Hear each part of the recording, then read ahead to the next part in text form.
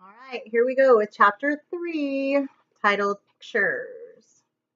The next morning, Mother called me for breakfast. Good morning, said Mother. Good morning, said Daddy. Good morning, I said. Roosters can peck your head into a nub. Daddy put down his coffee cup. Excuse me? I pointed to my head. A nub, I explained. A nub is a teensy little knob head. Roosters can peck your head into one. Mother looked strange at me. What in the world is this about? I did a big breath at her, because how can I even be clearer on this subject? A roundish, ballish head knob. And do not tell me that roosters do not peck you. On account of we had pet day at school, at my school, and Meanie Jim brought a rooster to room 9. And that boy is a rooster expert. I looked at her. Plus, also, you said Uncle Billy's rooster was mean too, right? Mother, remember that? Mother looked frustrated at me. Then she put her head on the table, and she didn't come up for a really long time. Finally, she peeked her eyes at Daddy. Now what? She asked, kind of quiet. Maybe it'll blow over, said Daddy. I shook my head. No, it will not blow over, I told them, 'cause roosters do not listen to reason. And so there is nothing we can do about this pecking situation. Daddy rubbed his eyes. Could we please just change the subject, he said. Yeah, only not talking about a nub will not make it go away, I said. And so that's enough, said Daddy, very, very growly. I quick I quick stopped talking then. But even after we changed the subject, nubs kept staying on my mind. That day at school, Miss told us to draw a picture about our trip to the farm. She said to make it a colorful picture of what we wanted to see there. I drawed and drawed. Plus also I colored and colored. Drawed and drawed. When all of us got done with our pictures, we sat our chairs in a big circle and we told each other about what we drew. My bestest friend named Lucille went first. She drawed a picture of a pink flamingo. Flamingos are my favorite animals, she said. That's because pink is my favorite color and flamingos are pink. And I have a pink dress that will match them perfectly. So that is the dress I'll be wearing on the field trip. She wrinkled her nose real cute. Pink brings out the natural blush of my complexion, she told Miss. Have you ever noticed my satiny smooth skin? Miss looked and looked at that girl. You're a fascinating child, Lucille, but I'm afraid there aren't any flamingos on a dairy farm, she said. Lucille looked surprised. So where are they then? She asked. Well, flamingos can be found in a lot of places, said Miss. South America, for example. Lucille shrugged her shoulders. So fine. We'll just go there instead. Miss said for Lucille to please sit down. Just then, Polly Allen Puffer sprang out of his chair. Look, teacher, I drew a catfish, he said. See his whiskers? My brother said catfish whiskers are so sharp they can slice your finger to the bone. Miss made a sick face. Yes, well, thank you for sharing that, Polly Allen. But we're not going fishing. We're going to a farm, remember?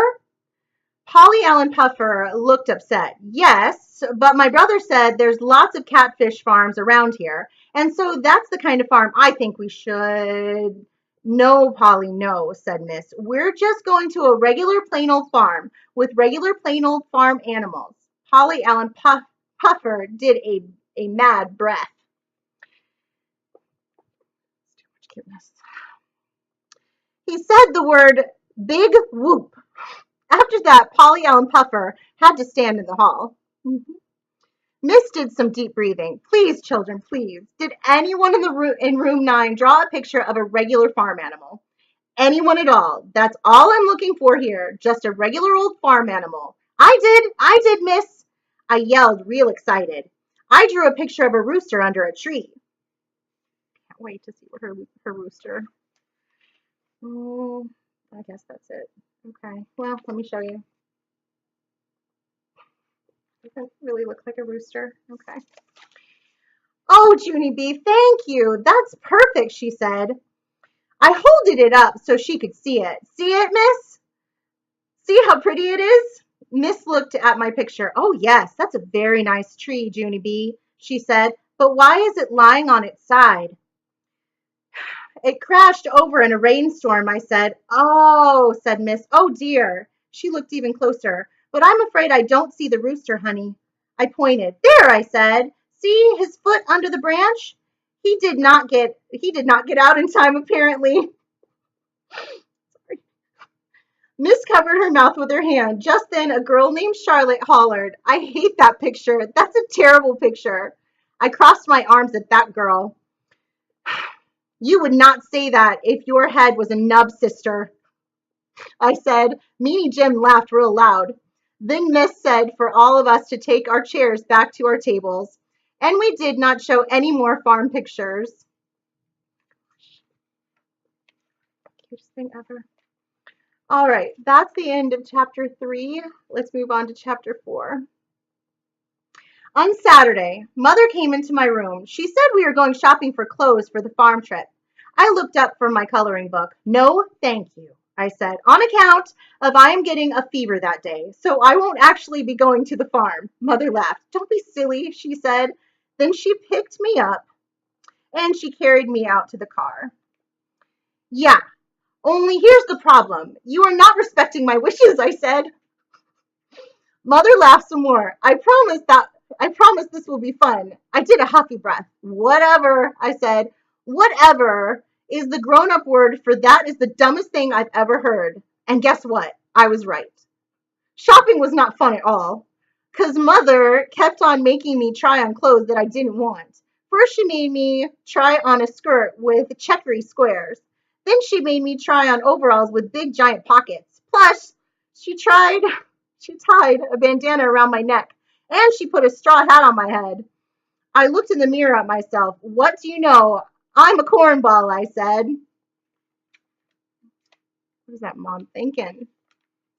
Only too bad for me, because Mother said I looked cute as a button, and she bought those clothes anyway. Plus, also, she bought me a throwaway camera at the drugstore. After we got home, I started to color again. Mother hanged up my new clothes.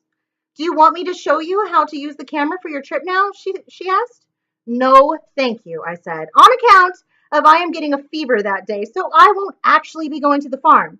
After that, Mother did a big sigh. And she closed my door. And she let me color in peace. I got tricked. Because on the day of the trip, I told Mother I had a fever, but that woman did not even take my word for it. Instead, she took my temperature. And so what kind of trust is that, I ask you? No fever, she said. Then Mother dressed me in my farm clothes, and she drove me right to my school. We pulled into the parking lot. Oh, no, I said. Oh, no, because the bus was there for the field trip already. It was parked right at the curb. Believe me, Junie B, said Mother, you are going to have a great day. Then she got me out of the car, and she pulled me to my teacher. Good morning, Junie B, said Miss. Don't you look cute today? I felt my forehead. I'm ill, I said. Miss smiled. I love your straw hat. My head is flaming. My head is a flaming fireball, I said. Miss bended down next to me, and that bandana is absolutely darling. I am burning to a crinkle, I told her. Crisp, said Mother. Whatever, I said. After that, Mother lifted me onto the bus, and she handed me my backpack with my lunch and camera. She waved goodbye to me. I did not wave back, because my hand did not feel friendly. Just then, my bestest friend named Grace came running to get me. Junie B, Lucille, and I saved you a seat. Then she grabbed my arm, and she took me way in the back. I sat down next to Lucille. No, said that Grace. That's my seat, Junie B. She quick pulled me up. So where am I supposed to sit then? I asked. Lucille pointed across the aisle. Right there, silly, she said. You're sitting right directly across from Grace and me. And so it's almost like we're sitting together, except we'll be separate. I sat down. But there's nobody to talk to over here, I told her. Just then, that meanie Jim jumped up from his seat behind me. Me! You can talk to me, he said, very, very laughing. Then he leaned into my ear and hollered, cock-a-doodle-doo!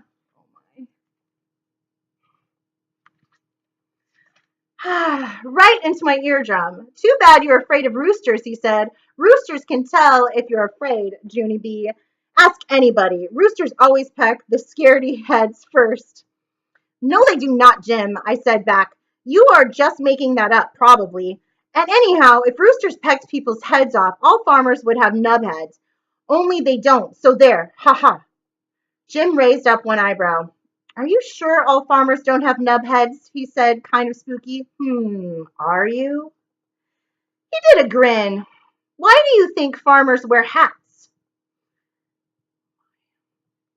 Jim leaned closer to cover up their nubs. That's why, he whispered. After that, he lifted up my hat and he patted my head and he cock-a-doodle-dooed all over again.